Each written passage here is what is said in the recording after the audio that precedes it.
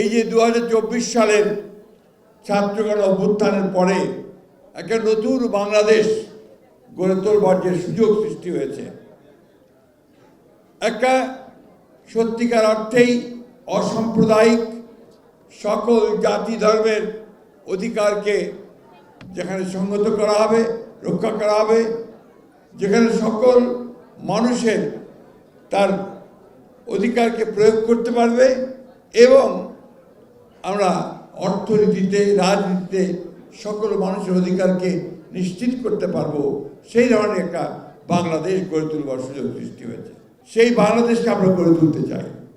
সেই বাংলাদেশকে আমরা নতুন করে পুরনো অতীতটাকে ভুলে গিয়ে, আমাদের যত তিক্ততা আছে সব কিছু ভুলে গিয়ে একটা সত্যিকার অর্থেই অসাম্প্রদায়িক, প্রগতিশীল এবং গণতান্ত্রিক বাংলাদেশ, সমৃদ্ধ বাংলাদেশ গড়ে তুলতে চাই। আমাদের দলের প্রতিষ্ঠাতা, স্বাধীনতা ঘোষক শহীদ প্রেসিডেন্ট জিয়া রহমান বীর উত্তম সেই বাংলাদেশ স্বপ্ন দেখেছিলেন এবং তা গড়ে তুলতে শুরু করেছিলেন।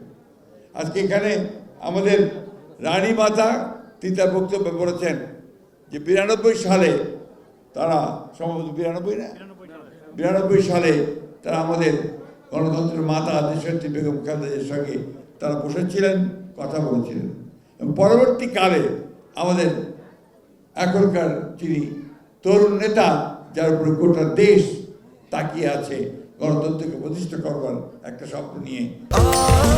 স্বাস্থ্যকর অল টাইম ফ্যামিলি কেক, সব সময় অল টাইম হেলদি লাইফ।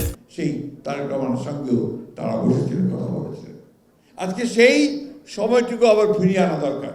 আজকে আমাদের মা বোনেরা এখানে এসেছে অনেক দূর দূরান্ত থেকে, আমার ভাইয়েরা এসেছেন সেই দক্ষিণ থেকে, দক্ষিণের জেলাগুলো থেকে। একটা আশা তাদের সামনে আছে। সেই আশাটা হচ্ছে কি, যে আমরা বাংলাদেশে সত্যিকার অর্থে একটা নাগরিকের মর্যাদা নিয়ে বাঁচতে চাই। আমরা বাংলাদেশকে সেইভাবেই একটা গড়ে তুলতে চাই যেখানে সকল ধর্মের, সকল গোত্রের মানুষের সমান মর্যাদা থাকবে। আমি শুধু একটি কথা বলতে চাই, এ দেশটা আপনার, এই মাটি আপনার।